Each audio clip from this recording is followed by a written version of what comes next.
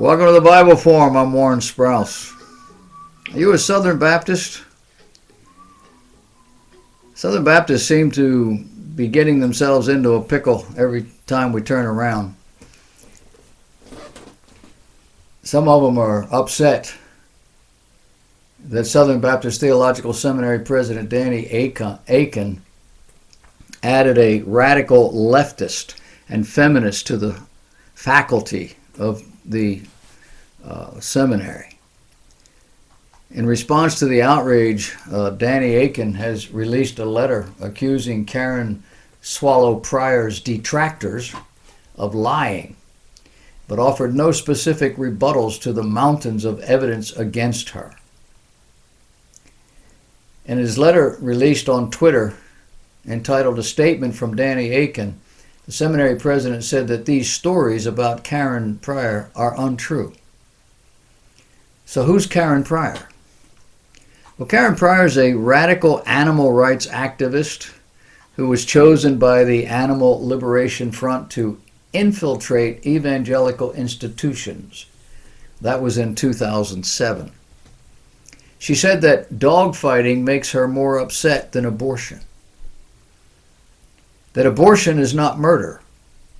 And calling abortion murder is just unchristlike. She's on record in social media saying that she is not a complementarian. She is on record in social media advocating for women at the highest levels of church leadership. She identifies as a feminist and started a group with feminists in the name of, with the word feminist in the name of the organization. She endorsed or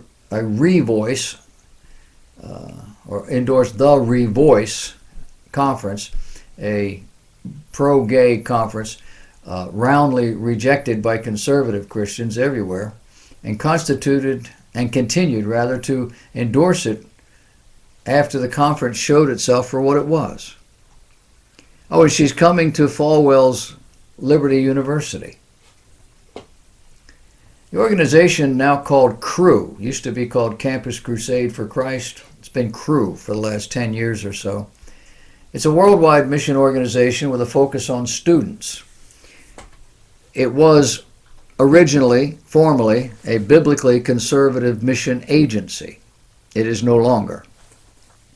The organization has branches around the world and on many high school and college campuses, but also holds conferences that advance the objective of the organization, an objective which has radically changed in the last 20 years or so. Within CREW, there are at least two well-known popular speakers and authors who inform and train other CREW leaders as well as speak regularly at events and conferences. The first one, Matt Mikalatos, is a CREW leader from Portland, Oregon, who refers to himself as a male feminist and teaches that homosexuals don't need to repent of homosexuality when they come to Christ. There's no denying that evangelicalism has taken a sharp turn to the left over the last decade or two. The Southern Baptist Convention has all but departed the faith to embrace the social gospel. The Presbyterian Church, PCA, has all but embraced homosexuality through its Revoice program and its many sponsors. But another interesting component to all of this is the why. It's already been revealed that the Southern Baptist Convention, namely Russell Moore, head of the Ethics and Religious Liberty Commission, receives funding from George Soros through his Open Society. He wants them to fund his efforts. He is now giving them money, modest sum, I believe it's $2,500 a year. But he's doing that because he believes they're doing his work. He's willing to support it.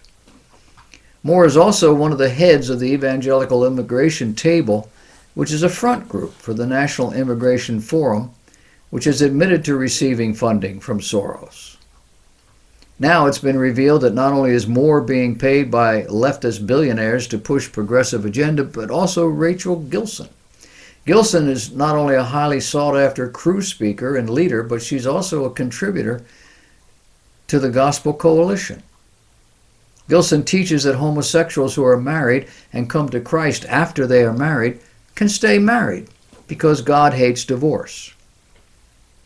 But Crew isn't just pushing homosexuality, they're also pushing social justice for the most progressive kind. A while back, Crew invited a social justice speaker, Latasha Morrison, to one of their conferences. Morrison preached an entire sermon that indicts an entire ethnic group, white people,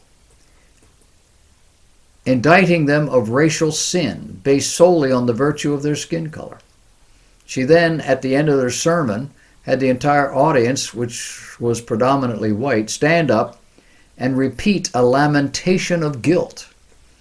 She asked them to acknowledge their sin of complicity in systemic racism and their lack of doing justice.